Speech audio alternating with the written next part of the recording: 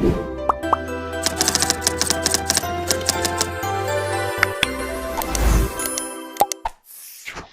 everybody and welcome back to my YouTube channel. I hope you all are doing great.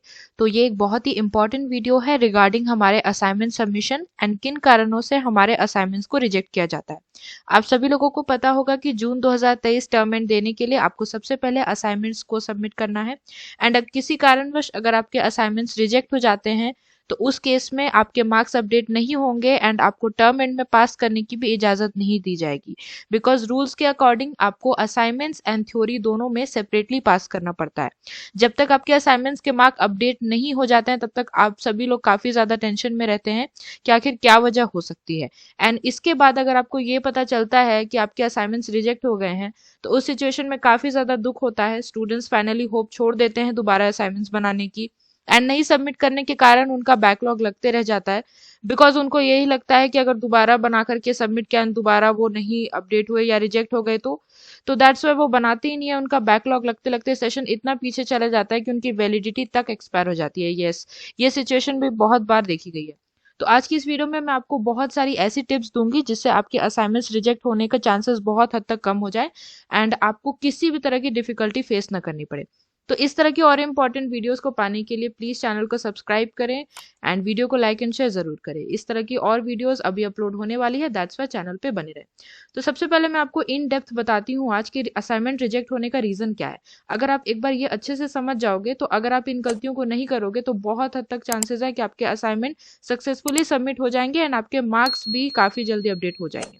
तो जैसा कि आप सभी लोग जानते हैं कि असाइनमेंट्स को हमें सबमिट करना पड़ता है हमारे एग्जाम से पहले। तो सबसे पहला कारण है असाइनमेंट रिजेक्ट होने का है difference in handwriting.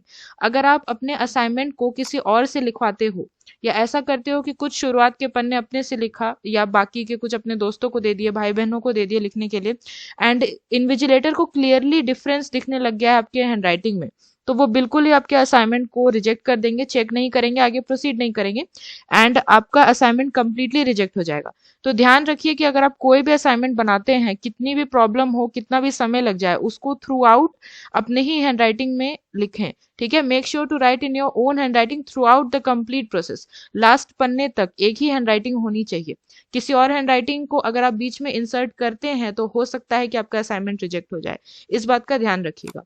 Okay, second reason ये हो सकता है कि अगर आपने मिनिमम टेन्योर कंप्लीट ही नहीं किया एंड उसके पहले आप अपने असाइनमेंट को सबमिट करने चले गए तो जरूरी है कि आपको सबसे पहले अपना मिनिमम टाइम पीरियड कंप्लीट होने का वेट करना है, उसके बाद ही आप इसको सबमिट करेंगे। तो आपको कैसे पता चलेगा कि आपका मिनिमम टेन्योर कंप्लीट हुआ है या नहीं? तो उसके लिए सबसे अच्छा तरीका यही है कि आप अपने एडमिशन पोर्टल को देखते रहा करिए एंड अलग अलग रीजनल सेंटर की वेबसाइट पे जब आपको सबमिशन का लिंक आ जाता है तब आप उस पर ध्यान बनाए रखिएगा एंड चैनल को भी विजिट करते रहिएगा, यहाँ पे भी आप कनेक्टेड रहिएगा तो ये सारी इन्फॉर्मेशन मैं आपको देती रहूंगी। जैसे कि जून 2023 टर्म एंड एग्जामिनेशन जो होने वाले हैं उसको लेकर के मैंने आपको बताया है कि जुलाई 2022 में जिन्होंने फ्रेश एडमिशन या री रजिस्ट्रेशन कराया है उन लोगों को असाइनमेंट्स बनाने हैं एंड असाइनमेंट्स को प्रॉपरली सबमिट करने की जो डेट यहाँ पे ऑफिशियली बताई गई है वो है 1 मार्च से 31 मार्च। इसके पहले अगर आप असाइनमेंट सबमिट करते हैं यानी कि मिनिमम टेन्योर कंप्लीट होने से पहले तो चांसेस हैं कि आपके असाइनमेंट रिजेक्ट हो जाए। आपको ध्यान रखना है कि असाइनमेंट्स आपको समय पे सबमिट करना है लेकिन बहुत ज्यादा अर्ली भी नहीं सबमिट करना है। ओके, आपका मिनिमम टेन्योर जो भी है कुछ है, अगर वो 1 साल है या आपके सर्टिफिकेट या डिप्लोमा कोर्स के अकॉर्डिंग 6 मंथ्स है तो आपको उसको कंप्लीट होने का इंतजार करना पड़ेगा, तभी जाकर के आप अपने असाइनमेंट्स को सबमिट करोगे। टू अर्ली अगर आप अभी सबमिट कर देते हो, जैसे कि अभी मार्च में सबमिट होना शुरू होंगे एंड आप फरवरी में ही सबमिट कर देते हो तो बिल्कुल सही नहीं होगा। अभी फिलहाल के सेशन के लिए अगर आप पूछना चाहते हो कि कब सबमिट करें तो मार्च से शुरू हो रहे हैं, 1 मार्च से। प्रेफरेबल टाइम मेरे अकॉर्डिंग रहेगा mid of March. Safe side रखिए, मिड ऑफ मार्च में अपने असाइनमेंट को सबमिट करिए ताकि कितना भी पहले अर्ली आप सबमिट करो आपके असाइनमेंट्स बिल्कुल खोएंगे नहीं और बिल्कुल समय पे उसके मार्क्स भी अपडेट हो जाएंगे। तीसरा रीजन है course subject not registered. Students क्या करते हैं, बिना किसी रिसर्च के अपने असाइनमेंट को बनाना शुरू कर देते हैं। उनका सब्जेक्ट क्या, उनका प्रोग्राम क्या है, कुछ उनको पता नहीं रहता, कुछ अंदाजा नहीं होता है, उसके बिना ही वो अपने असाइनमेंट को बनाना शुरू कर देते हैं। और करते क्या है कि जैसे कि असाइनमेंट की ये सारी क्वेश्चन पेपर है एंड जैसे कि एग्जाम का प्रोग्राम, आपका असाइनमेंट का प्रोग्राम कोड है MPS, फॉर एग्जाम्पल एमपीएस है और उन्होंने कुछ समझा नहीं, कुछ देखा नहीं, और उससे मिलता जुलता कोई अगर वर्ड दिखा, जैसे एमएचआरडी दिख गया, एमईजी दिख गया, वो उन्होंने बना दिया। जैसे कि यहाँ पे आप देख रहे हैं बीपीसी है, बीपीएससी करके अगर कोई कोड है तो उन्होंने वो बना दिया। मतलब इन शॉर्ट की जो कोर्स आपके नाम पे रजिस्टर्ड है ही नहीं, आपने उस सब्जेक्ट के असाइनमेंट को बना के रिजेक्ट कर दिया, तो उस सिचुएशन में आपके असाइनमेंट रिजेक्ट हो सकते हैं। जैसे कि कभी कभी वर्ड्स थोड़े बहुत सिमिलर लगते हैं, जैसे कि बीपीएई है यहाँ पे, ठीक है, आपने बीपीएससी का बना दिया और सबमिट कर दिया, तो उस सिचुएशन में आपके असाइनमेंट रिजेक्ट हो सकते हैं। तो ध्यान से अपने प्रोग्राम के ही क्वेश्चन पेपर डाउनलोड करिए, अपने साइकिल एग्जाम साइकिल के हिसाब से डाउनलोड करना है। मैंने आपको बता दिया है कि आपके जून 2023 के लिए सही साइकिल के हिसाब से क्वेश्चन पेपर कौन से हैं। इस वाली वीडियो को चेकआउट कर लेना, लिंक इसका डिस्क्रिप्शन में है। एंड बिना इन चीजों का कंफर्मेशन हुए अपने असाइनमेंट को बनाना शुरू बिल्कुल मत करना, ठीक है। सारी चीजों के लिए पहले कंफर्मेशन ले लीजिए, उसके बाद ही शुरू करिए। उसके बाद चौथा रीजन जो है वो है रॉन्ग या मिसिंग कोर्स कोड। अगर आप अपने फ्रंट पेज को बनाते हैं, फ्रंट पेज जो इग्नू का कुछ इस प्रकार दिखता है, यहाँ पे मैं दिखा देती हूँ, जो इस तरह से दिखता है।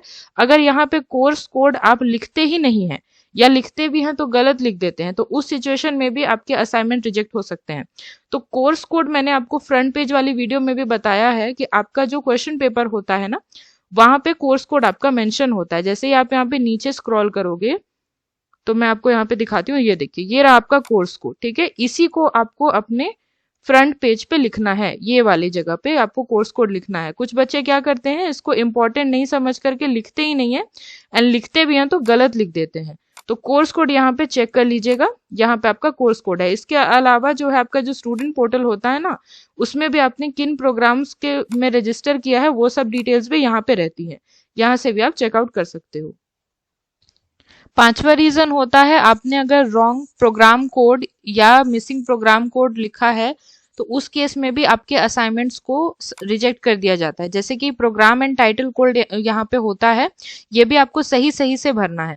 ये भी आपके क्वेश्चन पेपर पे प्रिंटेड होता है। अगर आप टॉप मोस्ट पे जाओगे तो ये रहा आपका प्रोग्राम का कोड, ठीक है। कोर्स कोड होता है नीचे एंड प्रोग्राम कोड एकदम ऊपर में लिखा हुआ होता है। जैसे कि ये है बैचलर्स डिग्री प्रोग्राम, यहाँ पे साइकोलॉजी का है तो इसका कोड है बीडीपी, ठीक है। अगर आप यहाँ से नहीं फाइंड आउट कर पाते हो, अगर आपको लगता है आपको क्वेश्चन पेपर पे नहीं मिल रहा है, तो आप सिंपली गूगल सर्च भी कर सकते हो। जैसे कि यहाँ पे मैंने लिखा इंग्लिश ऑनर्स इग्नू, तो उस प्रोग्राम के बारे में जितने भी रिजल्ट्स है आ गए, यहाँ पे लिखा है बैचलर ऑफ आर्ट्स, एंड ये रहा आपका प्रोग्राम का कोड, ठीक है।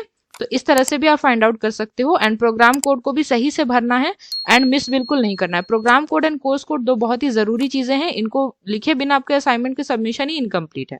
उसके बाद आते हैं जहां पे स्टूडेंट्स की सबसे ज्यादा गलती होती है, रॉन्ग पर्सनल डिटेल्स। अपनी पर्सनल डिटेल्स भी वे सही से नहीं लिख पाते हैं, जिसके कारण उनका असाइनमेंट्स रिजेक्ट हो जाता है। जैसे कि सबसे पहली गलती जो वो करते हैं, रॉन्ग नेम जो आईडी कार्ड पे मेंशन होता है वो नहीं लिखते हैं। अब आप कहेंगे कि ये तो बहुत ही सिली सी बात हुई, अपना नाम कोई कैसे गलत लिख सकता है। तो मैं आपको ये बता देती हूँ कि आप हो सकता है ये गलती कर देते हो कभी कभी, कि जो आपके आईडी कार्ड पे नाम है वो आपने अपने फ्रंट पेज पे नहीं लिखा। जैसे कि आपका कोई मिडिल नेम हो सकता है जो आपने आईडी कार्ड बनवाते वक्त तो नहीं सबमिट किया होगा, लेकिन अभी बाय चांस आपके मन में ऐसा आ गया होगा कि मिडिल नेम भी लिख देना चाहिए, एंड वो लिखने के कारण आपके आईडी में आपका डेटाबेस नहीं मिला, इस वजह से भी आपके असाइनमेंट रिजेक्ट हो सकते हैं। तो ध्यान रखिए, जो आईडी कार्ड पे नेम ऑफिशियल आपका मेंशन है, आपके फ्रंट पेज में भी वही नाम होना चाहिए। उसके बाद आता है रॉन्ग इनरोलमेंट नंबर। आप फिर से सरप्राइज होंगे कि लोग ये भी गलत लिखते हैं। 9 डिजिट एंड 10 डिजिट का अब इनरोलमेंट नंबर आने लगा है, नए वाले बच्चों का 10 डिजिट का आता है, तो उनको राइट इनरोलमेंट नंबर एकदम ध्यान से लिखना है एंड इनरोलमेंट नंबर लिखना है। वो कभी कभी इनरोलमेंट नंबर को अपने कंट्रोल नंबर से भी कंफ्यूज कर जाते हैं। कंट्रोल नंबर भी आपका इनरोलमेंट नंबर के जैसा ही मिलता जुलता है, वो भी 2 से शुरू होता है, तो कभी कभी लोगों को लगने लगता है कि वही हो सकता है इनरोलमेंट नंबर। नए बच्चे ये गलती काफी ज्यादा करते हैं। तो इनरोलमेंट नंबर भी एकदम देख करके 9 से 10 डिजिट का जो होता है उसको एकदम सही से, एकदम अच्छे से, ध्यान से, अलर्ट होकर के सबमिट करना। आप जानते हैं एनरोलमेंट नंबर कितना ज्यादा जरूरी होता है, उसी के थ्रू सारे काम होते हैं एकदम में। उसके बाद आपका आता है रॉन्ग रीजनल सेंटर नेम या core wrong study centre name को, ठीक है। आपका रीजनल सेंटर का कोड आपने गलत दे दिया या स्टडी सेंटर का कोड आपने गलत दे दिया, तो भी आपके असाइनमेंट रिजेक्ट हो सकते हैं। आपका रीजनल सेंटर का जो भी कोड है वो यहाँ आपको स्टूडेंट पोर्टल पे मिल जाएगा। स्टडी सेंटर का भी नेम एंड कोड आपको यहाँ पे अपने स्टूडेंट पोर्टल में मिल जाएगा, ठीक है। कोई चिंता की बात नहीं है, बस उसको गलत मत लिखिएगा। अगर आपका रीजनल सेंटर दिल्ली है तो आपको दिल्ली का ही कोड देना है। अगर आपका स्टडी सेंटर का कोड दिल्ली के जो भी आपका, जैसे कि आपका भगिनी निवेदिता कॉलेज है, उसका जो स्टडी सेंटर का कोड है आपको वही देना है। ऐसा नहीं कि आपको रैंडम दिल्ली के कोई भी स्टडी सेंटर का कोड उठा के दे देना है। तो आप समझ गए, आपका जो स्टडी सेंटर रजिस्टर्ड है एंड जो रीजनल सेंटर ही रजिस्टर्ड है उसको आप अच्छे से पोर्टल पे चेक कर लोगे एंड उसके बाद ही सही सही लिखोगे अपने फ्रंट पेज में, तो ही आपका असाइनमेंट वहां पे सक्सेसफुली सबमिट हो पाएगा।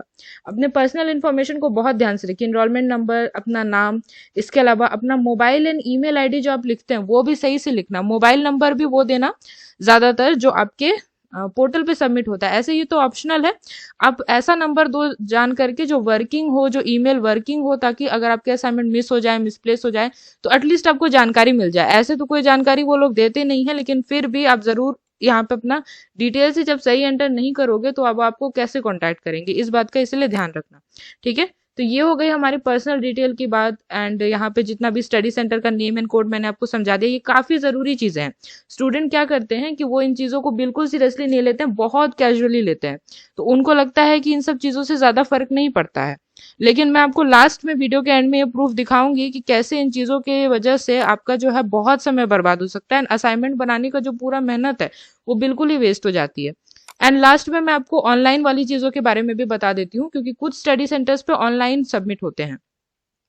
तो उसके लिए इंस्ट्रक्शन ये है कि प्रॉपरली स्कैन करना है सारे डॉक्यूमेंट को। आपको पता ही है कि जब कोई भी रीजनल सेंटर ऑनलाइन सबमिशन मांगते हैं तो वो अपने गाइडलाइंस को बहुत अच्छे से इंडिकेट कर देते हैं, उसी के अकॉर्डिंग आपको सबमिट करना है। इसके अलावा कोई और तरीका आजमाओगे तो बहुत प्रॉब्लम हो सकती है।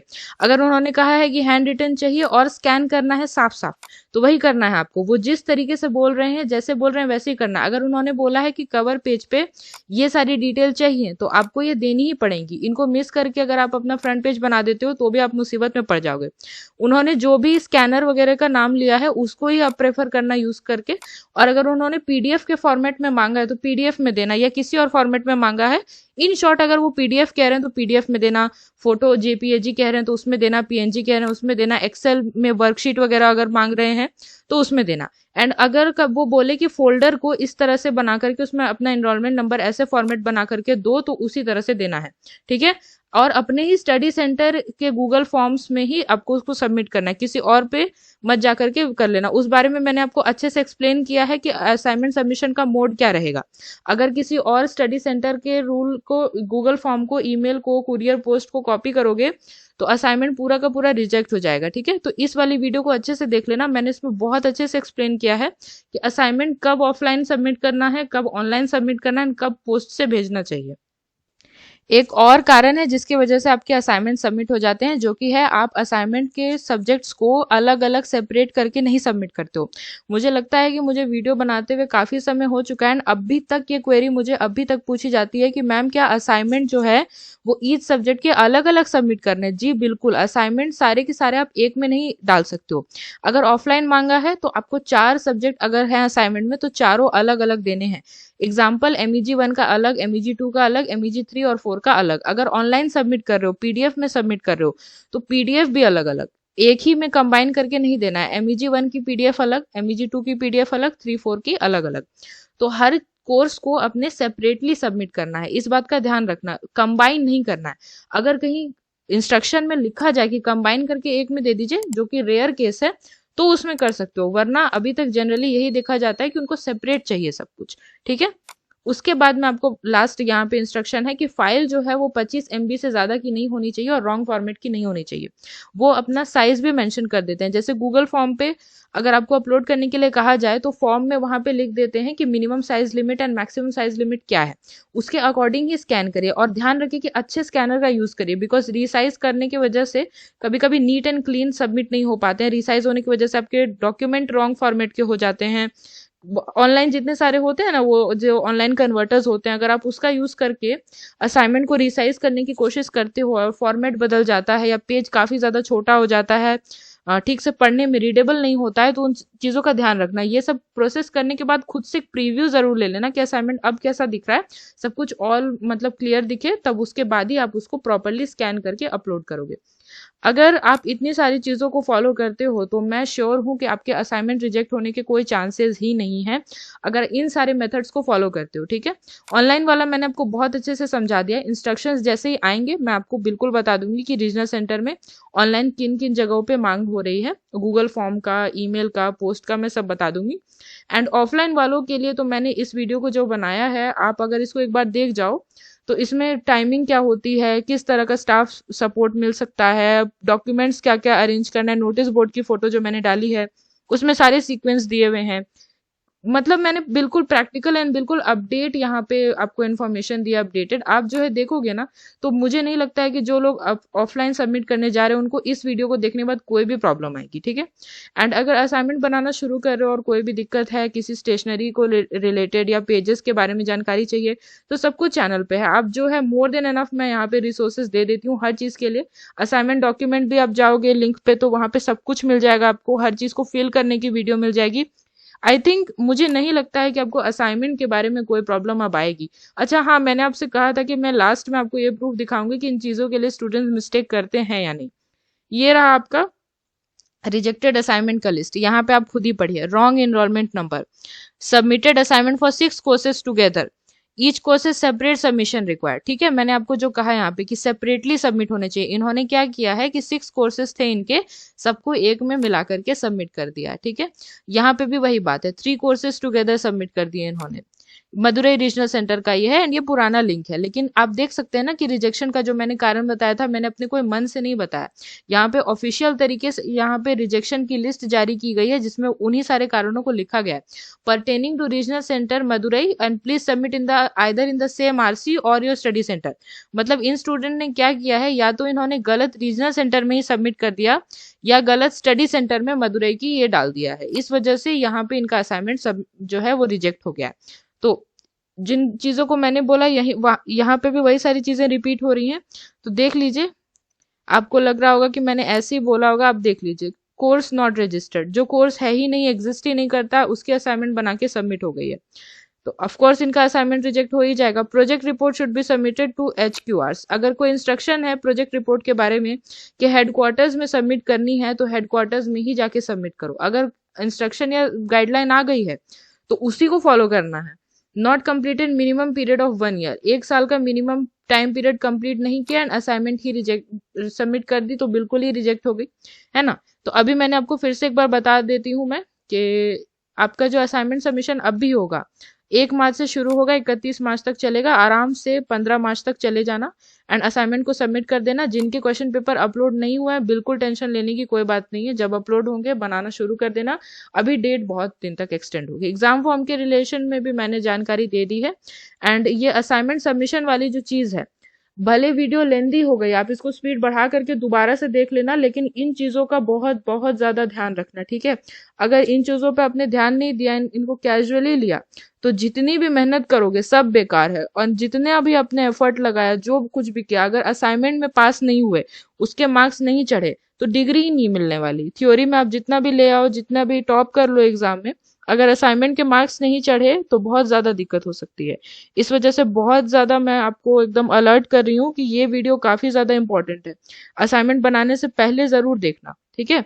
एंड बनाने के बाद भी अच्छे से याद रखना कि मैंने जो सब बोला था, चेक पॉइंट्स, वो सब मैच हो रहे हैं कि नहीं, ठीक है। तो I hope you found this video useful and if you did then press the like button, share and subscribe and I will see you with the next update. Thanks for watching. Fearless.